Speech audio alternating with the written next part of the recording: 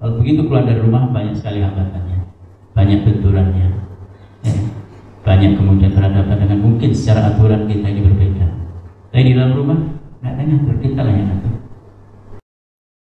Ya itu makanya bekal spiritual bagi kita penting. Kalau spiritual kita hidup, kita ngisi Ramadan itu nyaman, nikmat sekali kita menjalaninya. Ya karena itu yang kita rindukan sudah lama, setahun baru ketemu. Ya. Kerinduan yang kemudian baru terpuaskan setelah 1 tahun, dan itu pun berlaku hanya 1 bulan.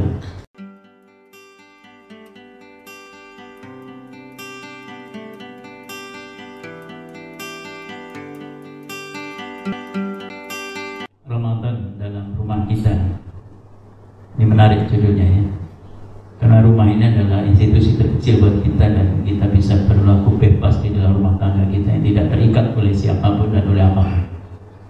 Kita bisa menegakkan apapun di dalam rumah tangga kita.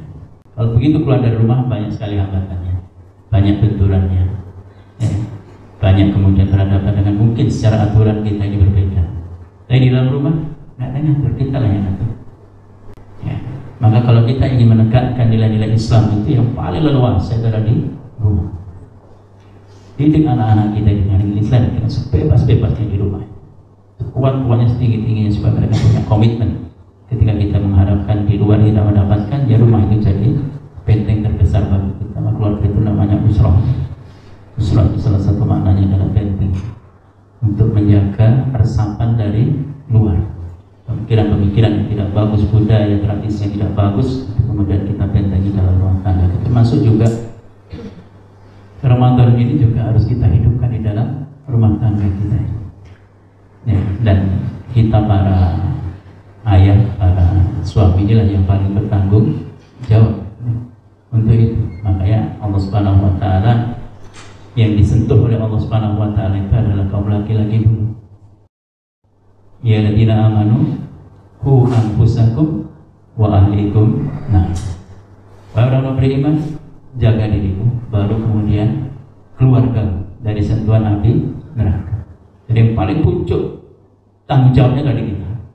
Maka ketika Rasulullah SAW juga mengatakan kullukum ra'i wa kullukum mas'ulun an ra'iyatihi, bahwa setiap kalian adalah pemimpin dan masing-masing pemimpin itu kelak akan dimintai pertanggungjawaban.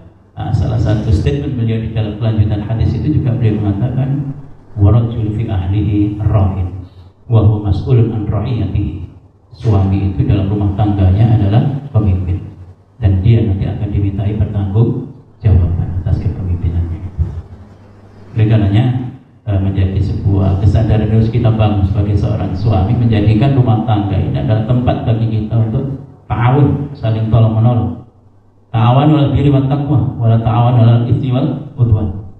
Bekerja samalah tolong menolong dalam kebaikan dan ketakwaan. Jangan sampai rumah tangga itu kita jadikan tolong menolong dalam keadaan dalam urusan dosa dan permusuhan. Terus kita buang, nggak boleh ada dalam rumah tangga kita. Rumah tangga ini kita jadikan satu institusi terkecil di mana kita menjadi presidennya di situ. Kemudian kita kembangkan nilai-nilai tolong menolong dalam kebaikan dan ketakwaan. Maka Ramadan ini adalah momen yang sangat luar biasa buat kita.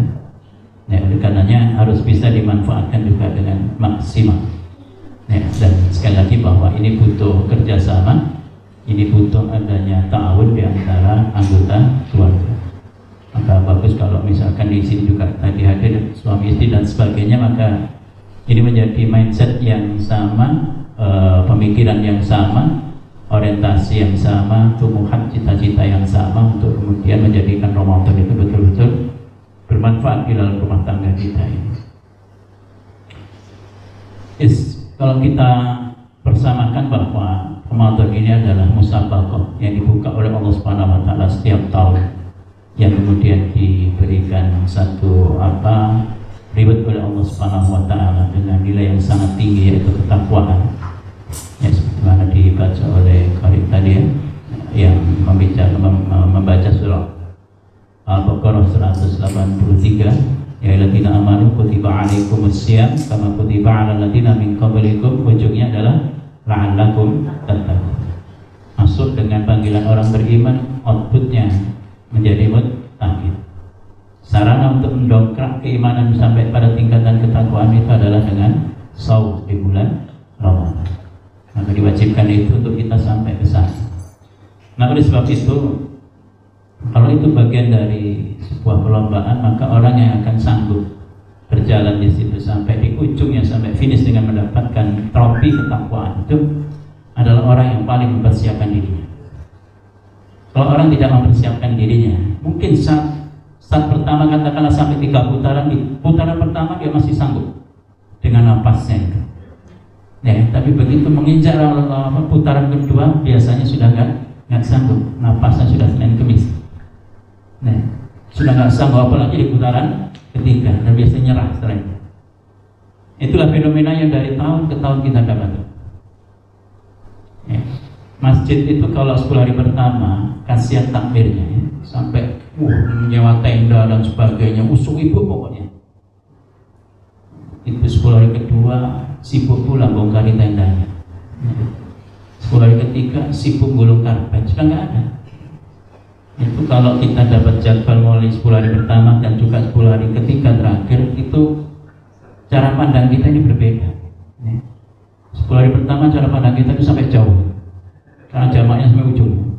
Begitu 10 hari ketiga begini cara pandang kita. Gak bisa di sana nggak ada orang bilang. Dan itu fenomena tiap tahun. Ya, agak perubahan doang sedikit, nggak tahu perubahan lebih baik atau lebih buruk gitu. Tapi betul-betul di fenomena. Dan kemudian saya kadang batin itu, kenapa umat tidak belajar? Tidak belajar di tahun kemudian yang dia lewati. Kenapa kok mesti sebenarnya tahannya itu hanya di 10 hari yang pertama? 10 hari kedua sudah ngos-ngosan, 10 hari ketiga sudah selesai. 10 hari ketiga pindah, tawaf di matahari. Mengelilingi kerajaan, tawaf di Ramayana matahari, jadi penuh di sana, masjidnya kosong. Ya, kadang kemudian kita ngobrol dengan takmir itu alasannya, Pak pulang kampung. Begitu kita pulang kampung sepi juga masjidnya. Pulang kemana lagi? Kan susah kita merasionalisasi itu. Berarti ada sesuatu yang ini tentang pemahaman kepada Ramadan. Ya, sehingga saya katakan meledak itu pada hari-hari pertama. Karena begitu kita masuk di hari pertama itu, yang kita kanan kiri nggak kenal kita. Siapa ini? Nggak pernah dari harinya itu di masjid gitu. Ini siapa ini? Di 10 hari pertama, 10 hari udah gak kelihatan lagi. Begitu salam, oh ini. Apalagi 10 hari ketiga. Assalamualaikum, salam. Ya orang-orangnya itu tuh yang kita temui setiap hari kalau kita di masjid. Sepi lagi. Apalagi kalau sudah berdua pesawat di tabu jeder, itu selesai sudah. Itu seakan-akan isyarat sudah nggak perlu lagi kalau ibadah, sudah selesai musim ibadahnya. Masa saya orang yang tidak terlalu sepakat kalau ibadah dengan musim ibadah. Ramadan adalah musim ibadah. Ini bahayanya.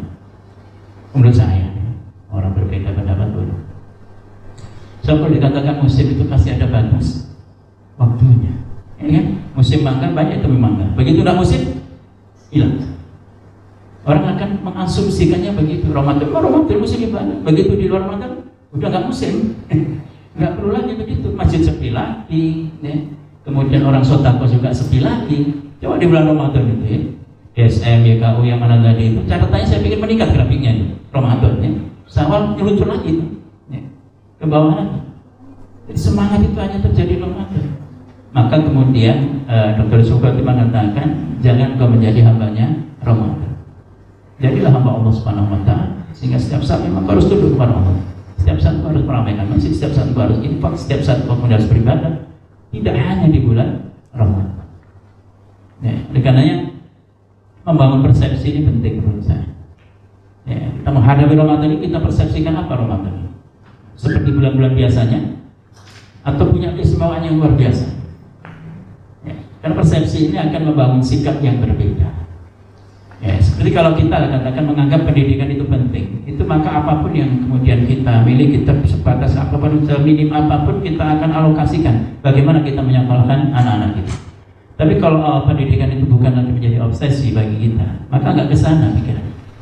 Sama ketika Ramadan ini dianggap sebagai bulan yang biasa, tidak ada keistimewaan, biasa saja. Bahkan memasuki Ramadan itu pucat wajahnya. Waduh, besok sudah Ramadan. Bukan bersyukur ya. Waduh, besok sudah Ramadan. Nanti nggak bisa ini, nggak bisa itu, nggak bisa begini, nggak bisa begitu. Ya pasti lemes habis kemudian buka harus ke masjid. Ya, perut kenyang ini kan biasanya juga naik ke atas kan. Naik ke atas di kaki bulu mata maksudnya ya. Itu biasanya juga sulit dibuka gitu ya. Begitu. maka terbayang bagaimana beratnya mengisi Ramadan. Oleh karena banyak kemudian fenomenanya begitu masuk Ramadan wajahnya pucat, akan keluar Ramadan berhadapan dengan hari Lebaran wajahnya sumringah. Ini sangat beda dengan tipikalnya para sahabat itu. Sahabat itu menyambut Ramadan itu menyambut istrinya yang tidak ketemu dalam 1 tahun. Dia betul-betul merasa rindu dan betul-betul merasa menuntut anugerah dari Allah Subhanahu wa taala. Sehingga di 10 hari terakhir mereka sangat kemudian bersedih karena belum tentu dia akan bisa bertemu dengan Ramadan yang akan datang. Sehingga akhirnya apa yang dilakukan mereka bersama Rasulullah? Mereka iktikaf 10 hari terakhir, tidak meninggalkan masjid. Seakan-akan dia peluk Ramadan supaya dia tidak lari dalam kehidupan mereka. Ini sangat beda bagi mereka. Lebaran itu apa maknanya? Ya. Coba apa makna Lebaran bagi kita ini? Hanya kemudian nih, kalau sebenarnya kan kalau kemudian Idul Fitri itu kembali kepada fitrah, ini kan kalau sukses mengisi Ramadan itu dengan hal-hal yang memang disunahkan oleh Rasulullah SAW, sehingga orang ini layak kembali kepada fitrahnya, kembali kepada kesuciannya. Jadi sebenarnya di ujungnya Lebaran itu hari raya itu sebenarnya. Jadi kegembiraan bahwa kita selama ini diberikan oleh Allah Subhanahu wa taala peluang dan kita mampu mengisinya dengan sebaik-baiknya, ya, sehingga kemudian rasa syukur kita itulah ya sampai di tanggal 1 Syawal dengan kemampuan kita mengisi Ramadan dengan sebaik-baiknya. Ya, cuman kemudian ya karena kita juga hidup di Indonesia ya, selalu identik dengan baju baru. Yang terbayang anak-anak kita juga begitu ya. Kalau Lebaran itu pasti terbayang nanti beli ini. Nanti saya katakan penting bagi kita ini membekali diri, membangun mindset, bekal secara akal, ilmu. Umar bin Abdul Aziz rahimahullah, cicitnya Umar bin Khattab itu pernah mengatakan, man abadallaha bi ghairi ilm kana ma yufsidu aktsara mimma yuslihu.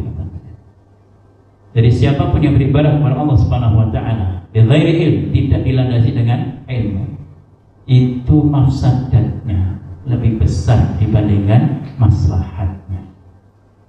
Karena itu setiap kita memasuki apapun tema ibadah kita ini, termasuk Ramadan, maka sebaiknya memang membekalinya dengan ilmu.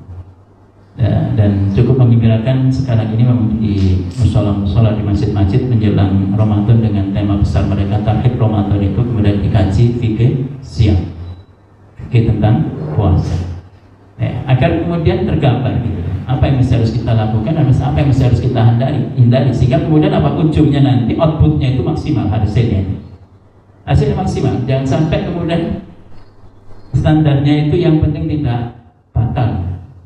Gimana Ramadan sukses enggak batal saya? Itu mestinya standar anak-anak kita yang masih SD gitu ya. Kalau itu oke lah, anak yang belum paham tentang apa Ramadan dan sebagainya. Cuman mestinya bagi kapasitas seperti kita semuanya, apalagi di depan saya ini para alim ulama ya, bahwa itu sudah lengkap mestinya mindset tentang Ramadan. Tinggal di refresh kembali. Ya, refresh kembali, ya, ini betul-betul bulan yang luar biasa, maka harus kemudian kita hadapi juga dengan luar biasa. Kemudian bekal secara spiritual dan dengan keimanan. Makanya tadi saya katakan dipanggilnya itu bukan ya ayyuhan nas oleh Allah, tapi ya ayyuhalladzina amanu baru kutiba alaikumusiyam.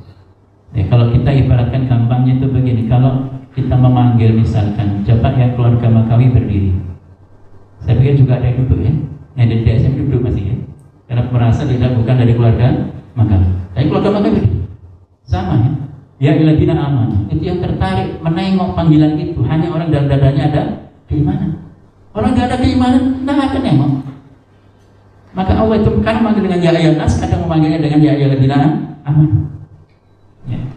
Ya pasti nengok itu hanya orang-orang yang beriman. Makanya kemudian salah terbagus bagi kita dalam membekali diri itu adalah membekali secara spiritual. Keimanan itu kita siapkan, kita sambut panggilan Allah Subhanahu wa taala.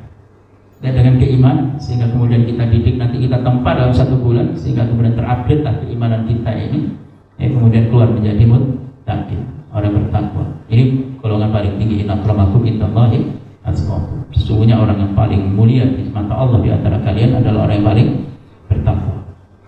Nah, jadi ini juga harus dipersiapkan, bekal secara spiritual, bekal secara hati, keimanan. Orang itu kalau keimanannya nanjak, maka panggilan Allah Subhanahu wa taala itu cepat diresponnya. Orang semakin imannya naik, pasti lebih tinggi tinggi lagi suratul istijabahnya, kecepatan dalam meresponnya. Ya, kalau iman itu turun berat biasanya. Makanya kalau iman kita naik, adzan belum berkumandang, kita sudah ada di masjid. Kalau iman turun, adzan berkumandang, ngangkat ini pun susah sekali ya, paling diangkat sebelahnya. Mengangkat ini lagi, nggak celana berangkat akhirnya. Itu kalau gimana turun, gimana lagi nggak keren itu. Makanya kemudian kita mendapati sebenarnya untuk urusan masjid itu benar kata Allah Subhanahu Wa Taala. Allah kan mengatakan innama ya'muru masajidallahi man amana billahi wal yawmil akhir dan seterusnya ayat. Sesungguhnya orang yang memakmurkan masjid itu hanyalah mereka yang dalam dadanya itu ada keimanan kepada Allah dan hari akhir. Persoalannya bukan urusan jarak jauh dan dekat, enggak. Makanya kemudian Bani Salim ya, pernah izin kepada Rasulullah untuk memindah jebol desa itu pindah di sebelahnya Masjid Nabawi. Kata Rasulullah nggak usah, tetaplah kau di tempatmu karena setiap engkau berjalan ke masjid, satunya meninggikan derajat di sisi Allah, satunya menghapus dosa. Itu satu sisi pahala motivasi diberikan Rasul. Tapi sisi yang lain Rasul paham banget. Itu urusan memakmurkan masjid itu tidak ada urusannya dengan jauh dekat, urusannya itu di tebal tipisnya iman ya. Dan itu terbukti. Saya tuh pernah perjalanan pulang ya, pulang sebenarnya tidak boleh ya. Ada larangan nggak boleh pulang kampung ya. Susah kita hidup di Indonesia ya. Pulang-pulang sendiri nggak boleh, nggak dikasih makan ya, suruh makan sendiri. Perjalanan kemudian saya memasuki subuh sampai di tempat itu, saya tengok ke atas, oh masya Allah, gerbangnya besar sekali. Anda memasuki kota santri. Bangga saya, masya Allah, ini kota santri dasar kesini. Inilah saya salat subuh dulu lah, masih tarhim di sebelah sana sebelah sini. Kesana masih gembongan. Tunggu lagi, mundur lagi saya. Nah kemudian datanglah orang sudah sepuh lah. Ya, buka gemboknya pun susah, lama sekali kuncinya tuh. Saya lihat saja, oh ya rupanya bapaknya berbuka. Saya beliau masuk, saya pun masuk. Beliau bukain, beliau nyalain semua. Setelah beliau melakukan tarhim, wassalatu wassalamu alaihi, sampai habis. Kemudian masuk adzan, beliau adzan. Saya nengok kanan kiri, belum ada orang. Beliau yang adzan, beliau adzan, kita sholat sunnah. Setelah sholat sunnah, beliau yang qomat juga. Qomat sunnah, tengok kiri belum ada. Masya Allah. Setelah itu beliau maju jadi imam. Bukan lagi, satu keluarga ikut lah jadi makmumnya. Sampai salam, kanan kiri ketemu juga keluarganya. Tidak ada sama sekali. Berarti ini kalau saya tidak masuk ke situ, berarti beliau itu yang adzan, iqomah, beliau yang imam, beliau yang makmum juga. Seluruh pahala diborong sama beliau. Tapi saya berdoa, ya Allah jadikan aku seperti beliau ini. Sesepuh itu masih istiqomah memakmurkan masjid. Bisa semua orang terlelap itu. Ngeri saya. Ngeri Pak, kota santri kok. Ya saya sebut kotanya lah, nanti ada yang tersinggung lah ya. Anda memasuki kota santri. Masjid kosong, satu beliau ini. Waduh, saya bilang. Pada saya pada Allah SWT. Masya Allah. Pada depan belakang kiri kanan, saya yakin kalau di kota itu semuanya muslim lah. Kalau di sini mungkin sebelahnya memang bukan muslim. Di sini ya, kalau di sana enggak lah. Ya Rabb. Berat. Makanya bekal spiritual bagi kita penting. Kalau spiritual kita hidup, kita ngisi Ramadan itu nyaman, nikmat sekali kita menjalaninya. Ya karena itu yang kita rindukan sudah lama, setahun baru ketemu. Ya. Kerinduan yang kemudian baru terpuaskan setelah 1 tahun, dan itu pun berlaku hanya 1 bulan.